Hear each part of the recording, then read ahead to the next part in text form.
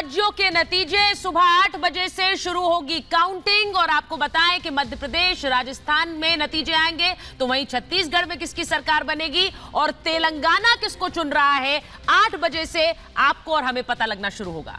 जी हाँ, तो कुछ दो राज्यों की अगर बात करें तो वहां पर क्लियर कट नजर आ रही है जो तस्वीर है, लेकिन वहीं राजस्थान की बात करें, मध्य प्रदेश की बात करें तो वहां पर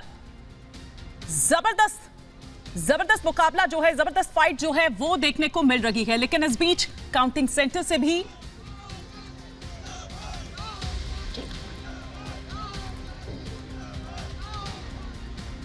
तो ये तस्वीरें आपको दिल्ली कांग्रेस की दिखा रहे हैं। दिल्ली में कांग्रेस अपनी जीत को लेकर कॉन्फिडेंट है। अभी सुबह सुबह लोग सड़कों पर भी निकल आए हैं और देखिए कांग्रेस पार्टी अपनी सरकार बनाने का दम भर रही है। कांग्रेस की तरफ से देखिए, अब दिल्ली में कांग्रेस पार्टी के कार्यकर्ता सड़कों पर उतर आए, ये हैरानी हो रही है मुझे दुष्यंत जी।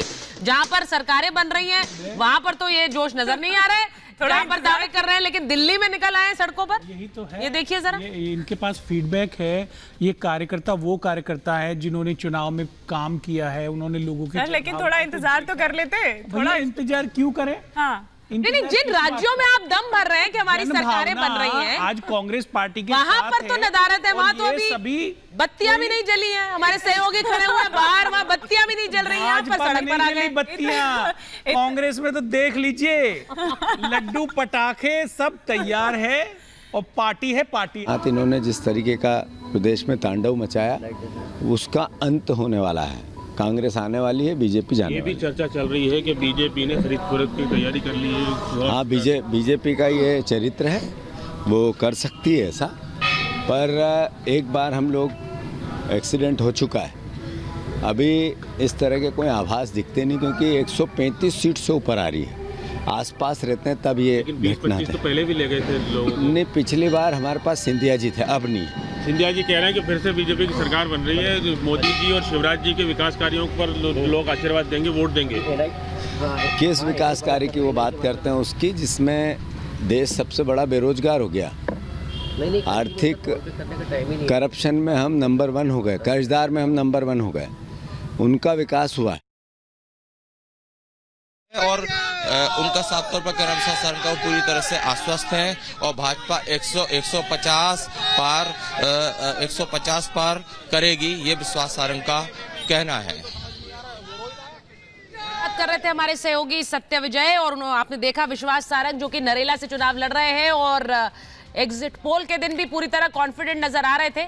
वो तस्वीरें आपके स्क्रीन पर है जहां पर विश्वास सारंग निकले हैं सुबह सुबह।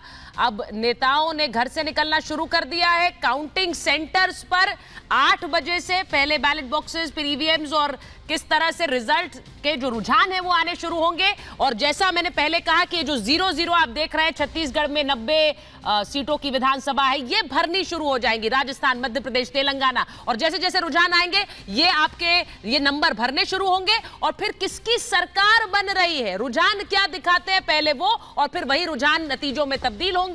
और 4 राज्यों में हमारे साथ हैं विश्वास सारंग जो पहुंचे हैं मतदान करने। विश्वास जी, क्या विश्वास है आज? तगड़ा। किस चीज का? जीत, भाजपा की सरकार बनेगी प्रचंड बहुमत के साथ। विश्वास भाई आप बताइए कितने सीटें आपको लगता है, क्या कहना है? 150 पार। लेकिन कांग्रेस अब दावे आवे तो करते रहते, कांग्रेस के दावे में कोई दम नहीं है। आपके आते ही नारे लगे जय श्री राम के यहाँ पर। जय श्री राम, हम सबके साथ हैं, उन्हीं का तो भरोसा है।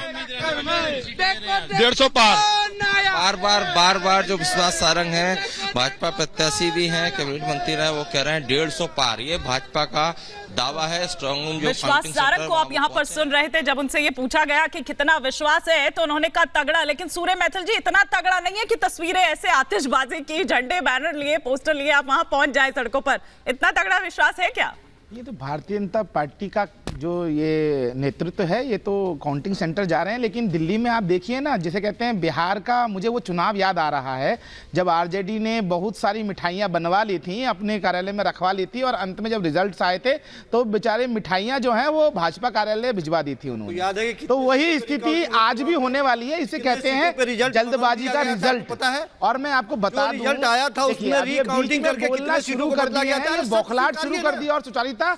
और हिमानी मैं आपको बताऊं, आप 12 बजते ये सीटें खाली हो जाएंगी आपकी, आपको बोलने वाला नहीं मिलेगा, क्योंकि प्रचंड लहर है, landslide victory Bharatiya Janata party की राजस्थान में, मध्य प्रदेश में बदल दिया गया था होने जा रही है। और मैं आपको बताऊं, अतिशयोक्ति नहीं होगी कि तेलंगाना के अंदर बिगर भाजपा के सरकार ना बने, ये भी बहुत बड़ी बात मैं आपको बता रहा हूं।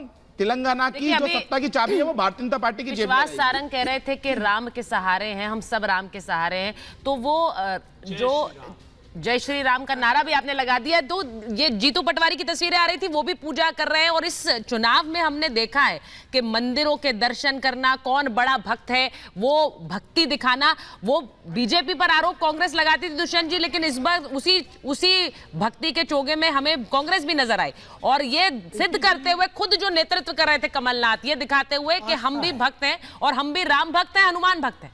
देखिए, कमलनाथ जी की आस्था रामचंद्र जी के प्रति है, ये पहली बार तो है नहीं।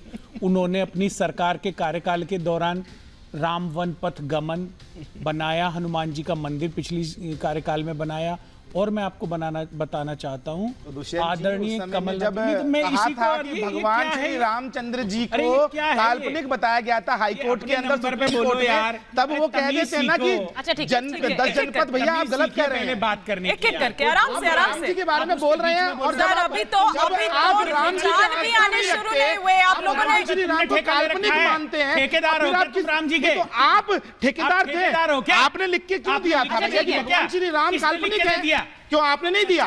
आपने कोर्ट में नहीं दिया? आप बताइए, आपने कोर्ट में नहीं दिया? तो बोलने लग जाए। इस तरह